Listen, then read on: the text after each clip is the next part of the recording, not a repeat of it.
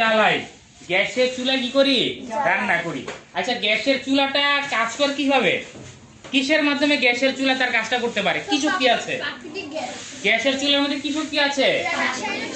কি আছে? রাসায়নিক শক্তি। কি আছে? রাসায়নিক শক্তি। কি আছে? গ্যাসের চুলার মধ্যে আছে কি শক্তি? রাসায়নিক শক্তি। রাসায়নিক। এখন আমি গ্যাসের চুলা যখন রান্না করি তখন সেখানে কি ধরনের শক্তি পাবো?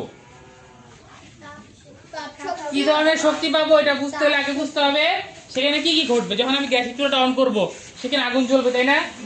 আগুন যখন জ্বলে, আগুন জ্বলে তরকারি রান্না হয়। আগুন থেকে আমরা কি পাচ্ছি? তাপ পাচ্ছি না? তাপ দিয়ে তো তরকারিটা কি হয়?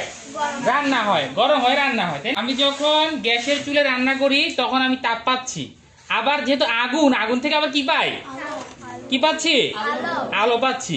তাইলে গ্যাসের চুলার মধ্যে হচ্ছে রাসায়নিক শক্তি। এইটাকে আমার অন করার ফলে আমি কি পাচ্ছি?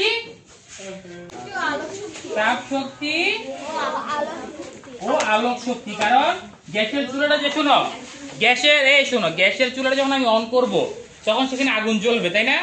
আগুন থেকে অবশ্যই আগুনের মাধ্যমে কি আগুন যদি আমি জ্বালাই সেখান থেকে আমি আলোক শক্তি পাচ্ছি না? এবং আগুন থেকে আমি কি পাচ্ছি? তাপ দিয়ে আমি কি করি? রান্না করি। তাহলে রাসায়নিক শক্তি কিসে পরিণত হলো? তাপ শক্তি ও আলোক শক্তির প্রথম রূপটা ছিল কি? রাসায়নিক শক্তি। কি ছিল? কিন্তু পরবর্তীতে সেটা কোন রূপে গেল? তাপ শক্তি ও আলোক শক্তিতে। তাহলে শক্তি এক রূপ থেকে আরেক রূপে গেল না? গেল না? আচ্ছা।